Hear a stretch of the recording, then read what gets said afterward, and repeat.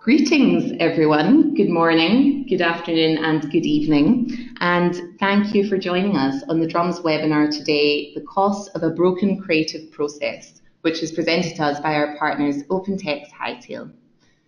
My name is Naomi Taylor, and I'm the Client Services Manager for the Drum Studios.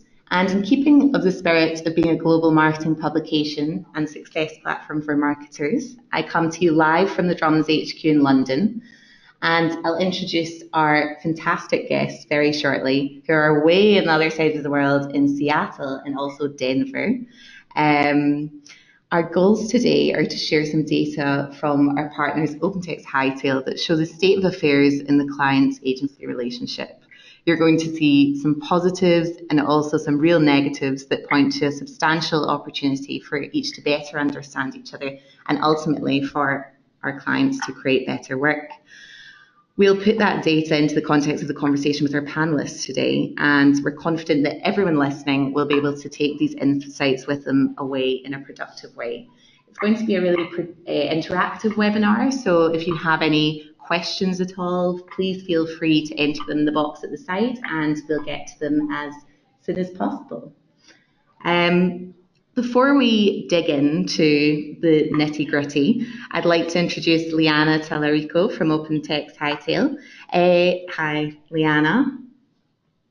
Hi everyone. Thank you, Naomi, for the introduction. As mentioned, my name is Liana Tallarico, and I'm the Director of Marketing here at OpenText Hightail. And we're excited to be bringing you this presentation and conversation today, so thank you so much for joining us. I think this is a very important topic that not a lot of agencies and clients stop to think about, the cost of a broken creative process. We're all so busy trying to meet the next deadline that we often forget to stop and ask if there's a better way to be moving through the motions. At Hightail, we've interviewed many customers who are on the agency and client teams about their creative process both before and after Hightail, and found that prior to identifying a new creative process, a lot were still relying on email, printouts, or a hodgepodge of free tools to communicate creative feedback. And as a result, rounds tend to take longer. And as many of you probably are familiar with, every extra round is not only costing you in time, resulting in squeezed deadlines, but then you're losing out on money and other business opportunities. And ultimately, these vicious creative cycles put a damper on team morale. Personally speaking, frustration starts to build up because there's just a lot of miscommunication that happens in the process. For example, when you feel like you're clearly outlining where a logo should go and the creative on the other end just doesn't understand, it just feels like communicating that feedback should be a lot easier. And then this all starts to take a toll on the client-agency relationship over time. We did a survey of over 1,000 people involved in the creative process at their organization, and 59% stated that they felt that too many agency hours are wasted due to poor collaboration. Hightail's mission is to help creative teams and their marketing partners use technology to collaborate better together so that they can focus on the quality of creative being produced, and we do this by streamlining the creative review and approval process. So with that, we're looking forward to a good conversation today with Naomi, Britt, and Ali around the agency-client collaboration process and what makes it work. So I'm going to turn it back over to Naomi for formal introductions. Thank you so much, Liana. That really helps us set out the table nicely for our conversation today. I mean, as the audience will know, the fact remains creative development by nature is completely unpredictable. As Liana mentioned, squeezed timelines, too much process, too little process, testing, and overall communication are a few of the issues that come up during the client-agency relationship. For creatives, there can be frustration on each side. You know, for agencies, processes could be outdated, and the pitch machine, if you will, is ever present.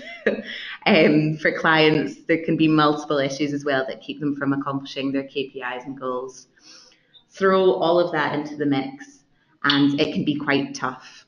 And today, we're just going to cover a few things that will hopefully set the audience up for great agency and client relationships. The do's and don'ts, how poor creative process weakens the relationship, how to fix the process, and how to build trust throughout the relationship. That said, we've got some lovely bright lights. We're very lucky to have two accomplished professionals join us today. Instead of me introducing them, I'd like them each to share their name, title, a bit about their experience, and what we call the good, the bad, and the ugly at the drum, where each of you could share what's good, bad, and ugly about the agency-client relationship. And Ali, I think we'll start with you, if that's okay. So welcome, Ali, to the webinar floor. Thanks, Naomi. This is Ali Daniels. I'm Chief Marketing Officer at Visit Seattle. I just celebrated my 7th anniversary there, which seems a little crazy. Congratulations. And jump into the good, bad, and the ugly. Does that work? Go for it. Perfect. The good is so good. The good kind of outbalances the bad and the ugly. The good, in my opinion, is when a campaign goes beyond a campaign, right? We all like to think that ads are more than just ads, but when campaigns become movements or something that touches a segment of society, that's when the magic happens, right? That's what we're all in it for. Yes, we like to make beautiful things, but don't we like to make beautiful things that could change the world a little bit? So we have some campaigns that we're working on right now with Britt and her team that I'm really excited about. Some around Pride, some around Special Olympics. Yeah, so that's the good. I could talk about those forever. The bad, poor communication. Leanna kind of talked about that in her opening. Poor communication, incomplete feedback, wasted time. Like, everyone hates that. That's the real bad. But the ugly, in my opinion, is, I like to call it bullying. You hire an agency to push you and to challenge you and to make you think differently. You don't want to hire an agency that thinks exactly like you, or you're wasting money. But when bullying comes into place from either side, really, the client or the agency, where you're forcing agendas, or you have other motivations, I think that's when it gets really ugly and nobody wins. Yeah, thank you for that. That's great.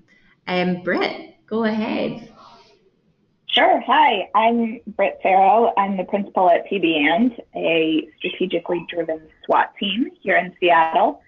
I'll do my good, and you'll probably see a lot of shared vision maybe between Ali and I. But I would also say good is when the work goes beyond advertising and really does something for people, creates value in the world, creates value for people, and has a greater purpose to it. I think we talk a lot about building brands of action and brands that do things versus just say things. And I think the good is when you're producing that kind of work together. I would say the bad is when you have a transaction, not a relationship. When you're in a situation where, either you're being asked, we need an ad for that, and the agency is responding by not really thinking about what happens beyond the ask or what's behind the ask. And it's just a transactional kind of relationship. I think that's where it gets bad. People get burned out. No one's motivated. And I think the ugly is if either party has kind of given up on themselves. When you decide you've kind of lost before you start, nothing good will come of that. And, if a client doesn't believe they can go change the world, agencies tend to be very Pollyanna about those kinds of things and want to see that the optimism and the possibility. But also, if an agency loses, kind of gives up on themselves that, oh, we can never do good work and that's just the way it is. I think that relationship's totally broken and it gets really ugly really fast just because people don't have that sense of commitment. That's great. Thank you so much, guys. That was there's a lot there that we can go through today. So in the spirit of listing, how about we look at the do's and don'ts of a great client relationship? Firstly, to kick us off, I'd like to share some OpenText Hightail research that sheds some further light. This was conducted by 1,040 panelists in the US, all at manager level, and are playing a higher role in managing creative. First, 66% of clients felt that campaigns and new programs can't get out as fast as we need them to. That is huge. Also points to the changing dynamic of creativity, where it's run fast and it maybe should be run slower, where everyone understands what the campaign is all about. Next, 64% found it difficult keeping the entire team on the same page. It's both internal and external teams. Another big number that shows that process really does matter in the client agency relationship running creative campaigns. Finally, stress, as the guys have said before, plays a huge role in the creative collaboration process. 70% saying it's causing delays, 36% saying that it's produced subpar creative work, 33% noting that it's hurt employee morale, and 19% saying that it hurts employee retention, which Liana touched on as well earlier. So I'd quite like to go back and forth here and have a discussion with you guys on what you think the do's and don'ts of the client agency relationship should be. And Ali, if you could kick us off, that would be great. Sure. My first do would be transparent. Make sure everybody knows what the goals are. There's no reason to hide anything. Yeah. And who's going to have the final say? I think that's the biggest thing that holds people up a lot of times, or causes conflict or causes confusion, is if the Wizard of Oz is hiding behind a curtain and they don't know what the brief looks like and they don't know what the assignment is, but they get to make the final call. Yeah. That's just disaster. Thank you. And Brett, what about you? I'd say my first do, it seems really simple, but care.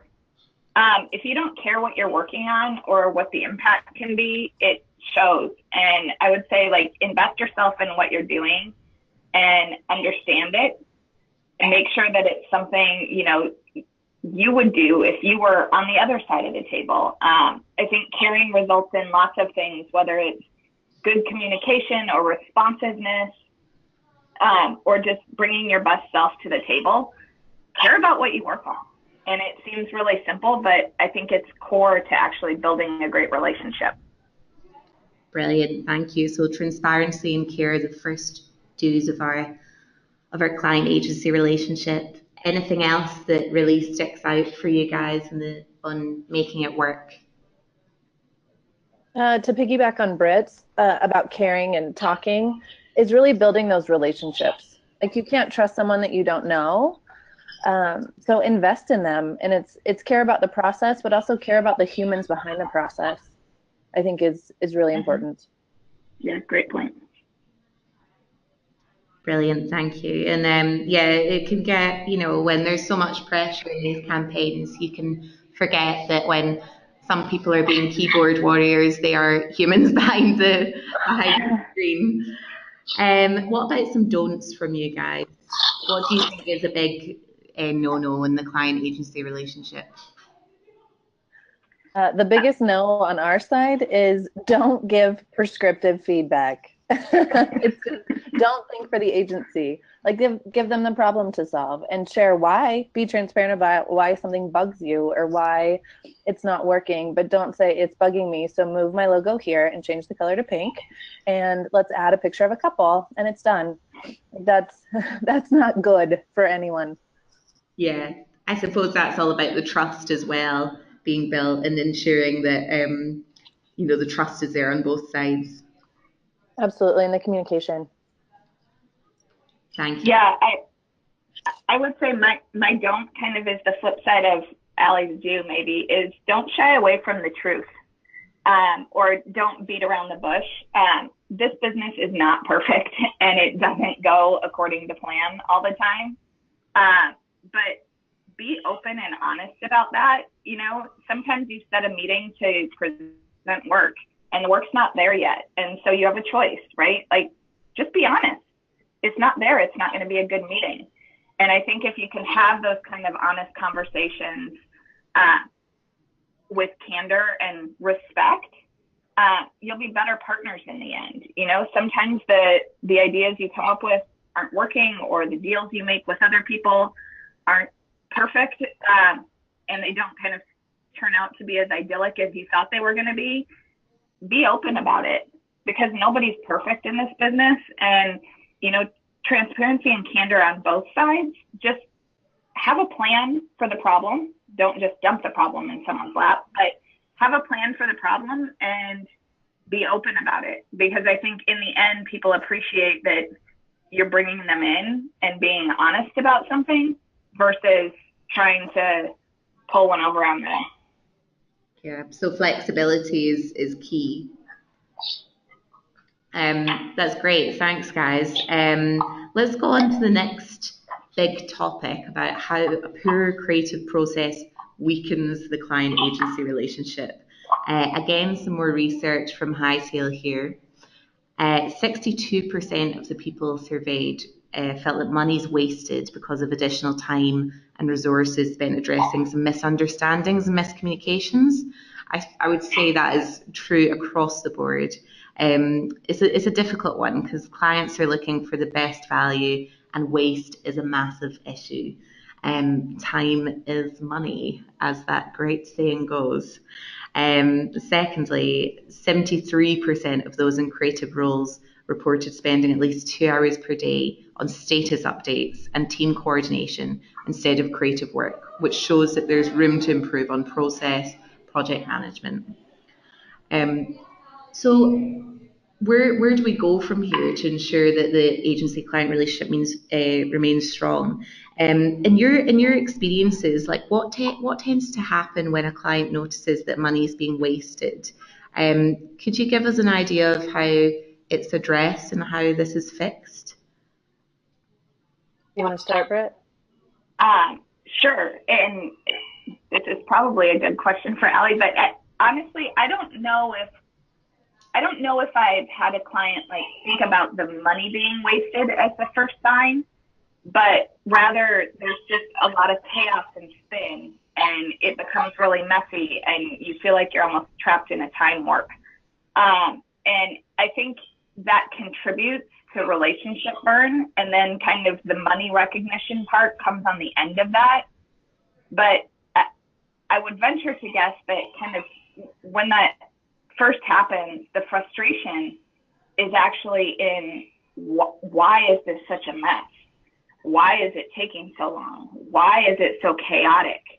And I think that's probably the initial frustration. And I think fixing it comes from talking, which I will say probably will be a repetitive theme through this. And call a timeout. You know, what's going on? What's at the root of the issue?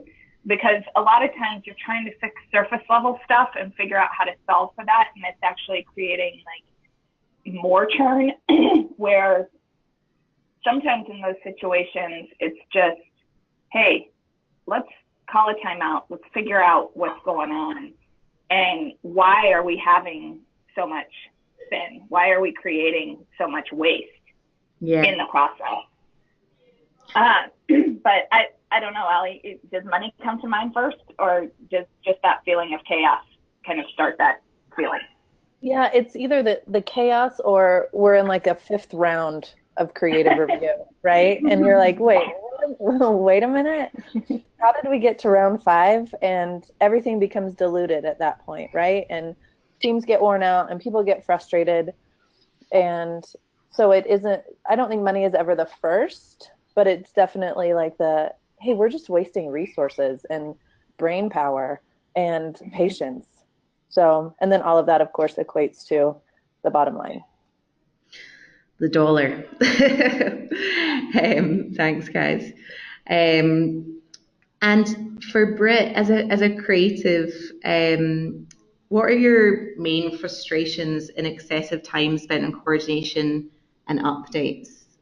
How can that be fixed? You know, I'm big on kind of communicating and making sure people are on the same page. But so I think the frustration and maybe excessive time spent on some of those is connected to a deeper thing of, you know, one, if you're doing coordination because you feel like you have to cover yourself on something and like that you're trying to protect yourself from something later on, okay, that's not good because that's probably a sign of a deeper issue. Yeah. Or you become frustrated by doing that because you're feeling like you're the only ones on the train, right? Or that other people aren't paying attention. And so you're trying to like make up for them not kind of being right there with you in lockstep. But again, like if that's the issue, then there's usually bigger issues at play than, hey, I'm spending a lot of time on communicating. Yeah. It's kind of that core issue of not everyone on the team is caring, right? Collectively, or demonstrating that they care. And I think that's actually where the frustration of coordinating comes in, or like if you feel like you're doing excessive updates on things, it's probably rooted in something else, not just in, wow, I'm writing a lot of recaps. Because the recap thing tends to help everyone. And usually it doesn't have to take a ton of time. It's just making sure everybody keeps moving together on the same path. But if you're feeling like you're trying to get people to own something through that communication, then it's probably kind of frustrating and or exhausting. For sure. Thanks for that. So this is really great, guys. We're learning a lot, and we're gonna go on forward with our third topic, fixing the broken creative process. Again, we'll look at some numbers from Hightail's research. 35% of the respondents in the survey stated that review and feedback process takes longer than expected most of the time. Again, extra time is extra money. Next, 65% felt that improving the creative review and approval process will allow the team to create more high quality creative. This is excellent news for creative people for sure. Finally, 43% of clients agree that our agencies do not want to collaborate with us as much as we feel is needed. I don't really know what that means. How, in your experiences, what do you think about that last stat? How can we fix this kind of, need to not collaborate? I'll dive in there because when I started this business a couple of years ago, funny enough, collaboration is actually at the core of our model. Being in the agency world for so long, I think, collaboration is a theory, but it's not always a practice. You hear ideas can come from anywhere, but I'm not sure they do always. And there's so much work that is done in silos within an agency, or there's a process for getting something done that it doesn't necessarily embrace collaboration. And so we're actually built on a model that is designed to bring a small team of people to the table to think and ideate together and build together, and making sure that kind of you've got the right collection of people. We're definitely not a big groupthink model. That's not good either. But bringing the right people to the table to hash out strategy and ideas. And to us, clients are part of that too. Involving them along the way actually creates greater ownership in ideas, and great work necessitates great clients that buy into those ideas. But I think there's a lot of maybe misperceptions about what client collaboration means. And so that stat doesn't necessarily surprise me. I think, agency folk hear that and go, well, I don't want a client at the table concepting with me or, developing things with me. And that's not necessarily the right kind of collaboration. But I will say, we each have our own areas of expertise. And it doesn't have to always be a big dog and pony show for the agency to come in and do a big reveal of this huge idea and aren't you so impressed, right? Sometimes we actually have an idea, and rather than spend 2 weeks blowing it out, it's a phone call that's like, hey, we've been thinking, we have an idea. And getting input from Allie and her team early on actually is collaboration. It helps build an idea, but it does it in really early stages. And because of that, the idea actually can move faster it can be more effective, and we actually get better buy-in along the way. We had an idea a few years ago that literally something happened in the world.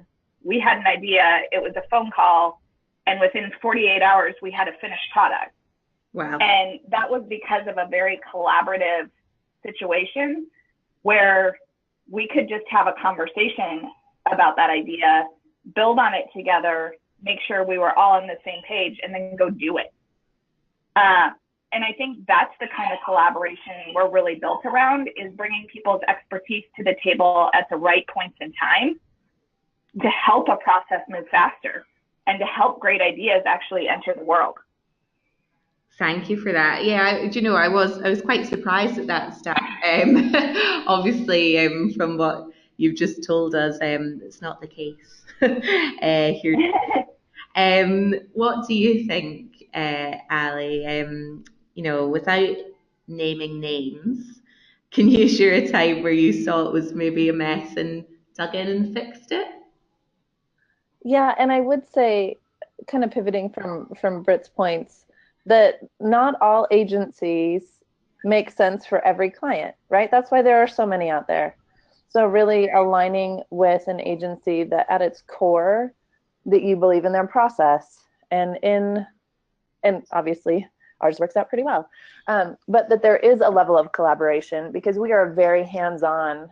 I'm sure Britt would say that, a very hands-on client, and we want to roll up our sleeves and really get into it, because it's, you know, it's our babies too. So I would say, like, at the core, make sure you're with your right agency partner, or you're going to feel all of these things magnified, because one little itch becomes a real problem when your processes don't match. I would say I do recall a time, without naming names, that the first creative process, or the first creative presentation around, like for us, most of our campaigns could be seasonal or topical. You know, we're a destination, so we rely heavily on highlighting different seasons and different things that happen throughout the year. And the first creative presentation, the 3 concepts that came back were so wildly rogue, and it was the creatives. I kept trying to figure it out. Like, did they want to prove a point that they were creative, or did they want to create a coloring book, right? We'll just use as an example, or just work with this superstar, or just do, like, you could tell that there were all of these underlying, like, fascinations that they wanted to bring to life, and you couldn't tether that back to a brief if you tried. So it was one of those, and it was like, let's take a minute, let's go back and make sure this brief is airtight, and let's start again. So I think it's really taking that moment to say, hey guys, what's going on? And let's get back to the core. We're moving too quick. We have a limited budget. We got to move. So let's take the egos out of it and create something that works for everybody. Yeah, that's fascinating that you could tell that just from the examples that they turned around to you. I kind of want to. Oh, you would have as well. But I will refrain right now, maybe later. So we've come to our next topic, how to fix and improve the broken creative process. How do we fix it? What do you think? Maybe we could start with you, Brett, just now. Oh, how to fix the broken process. You know, I think talk about it, number one. I think too many times people shy away from actually just talking about where the pain points are and coming up with solutions. I think, you know, where the challenge lies in this industry is that fixing a process can't be one size fits all. Agencies and clients are different. Relationships are different. It's kind of like a marriage, right? Like, what works for one couple doesn't always work for another. And I think you have to start with, what do you guys want to build together? And then figure out the best process from there. And respect what each party brings to the table. You know, to Allie's point in the beginning, clients hire agencies for a reason, and they bring something special to the table. So do clients. They know their business better than you ever will. And so I think fixing a process starts with really diving deep on what's the issue. And don't just limit it to the task at hand, because you're going to get kind of this surface level problem. You know, oh, this didn't make sense, so we did that. Well, that's not really fixing it. If communication is the issue, then figure out why. Are you not feeling heard? Are you feeling like you're being bullied? Like, what's at the core? And I really think fixing the process starts with just talking about what the actual issue is. Brilliant, thank you. Communication is key. So building trust through relationships to keep ideas creative and fresh. Again, a few numbers to set the table, if you will. I mean, it's kind of nearly dinner time in London.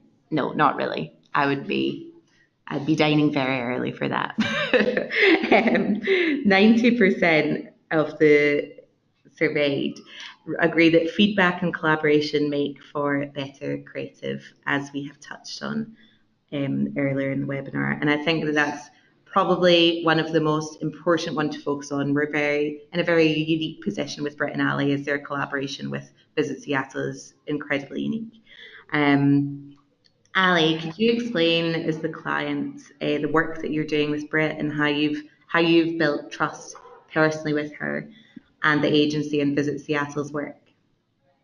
Sure. We've been working together a little over 3 years, actually. So there's a relationship level that's been built and trust that's been laid, and that doesn't come automatically, right? You don't sign that MOU or that contract and are instantly blessed with all of this trust. But it's really the commitment to understand each other's businesses. She comes to our annual meetings. She gets into our numbers. She knows our data better than 99% of the people that work in our organization and what our success measurements are. She's committed to understanding our business and what we are really striving for. I have worked on an agency side of things, so I try to understand her perspective and her team's perspective as much as possible as well. So I think those factors have built this really strong foundation, plus kind of a safety net. Like, no one's perfect. We like to believe that it's a machine, right? That there's an equation, you put all of these ingredients in, and what comes out is a beautiful campaign. But that doesn't work. If it did, our jobs would be easy. So I think it's having that flexibility and letting those sparks ignite something. Like Britt said, she called with an idea, and within 48 hours, we had a finished product. That doesn't come all the time, but when those moments arise, let them breathe and let them happen and give it a shot. Taking risks is okay, right? As long as you have a plan B and a plan C and all the way to plan D, to make sure that you have nice little safety nets along the way. But in our business, I mean, we're in the creative industry. We get to make really cool stuff. So you can't do that if you're not having fun, and if you don't like the people that you work with, and you aren't passionate about your product, and you don't know what success looks like. I like to talk about how who wants to eat food from an angry chef? Like that, it doesn't taste good. Like, who wants to see creative elements from an angry creative or a devastated, we're on round 17 designer? Like, that doesn't produce great work. So like, I have in big letters on my notes here, like, have fun, like the people, go get drinks, have a relationship, because those are all things that lead to really lovely things.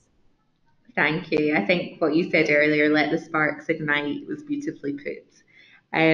Britt, from the agency standpoint, could you share how that trust allows you to create work that isn't only beautiful and interesting, but effective?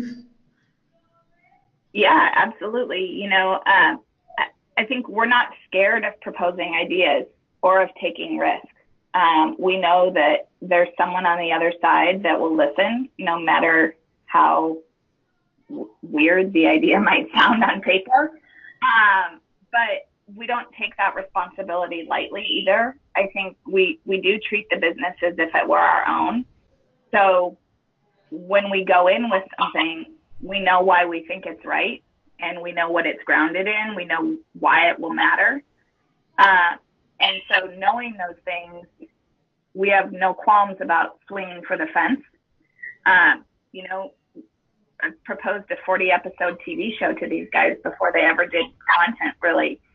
That's a big step. But, you know, I know even if the answer is no to something, there's an appreciation for what was brought to the table.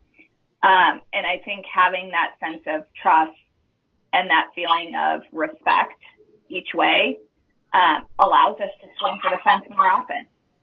And in fact, you know, if we're doing something and we're not swinging for the fence, I think we almost feel guilty sometimes. So following kind of the success or failure of the work, I think is important for us, but that trust allows us to take risks that a lot of people wouldn't be able to take with every client. Brilliant. Thank you so much. We'll go on to a couple of questions now.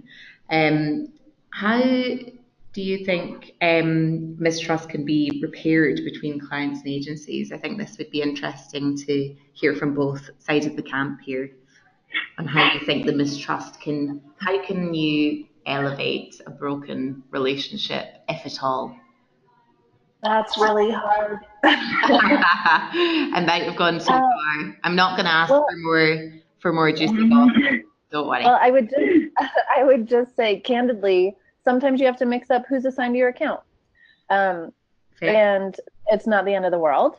And it just means that you need a break. Like if there is a crack, you got to fix the crack. And sometimes it's just mixing things up a little bit. And I've seen that work really well. I've seen it crumble a little bit also. So don't be afraid to try something different, because clearly something happened that didn't work. Thank you. Yeah, I would say also, you know, understand where the mistrust is. Like, is it a mistrust that I don't think you know how to spell, or is it a mistrust that, like, you don't have my best interest at heart?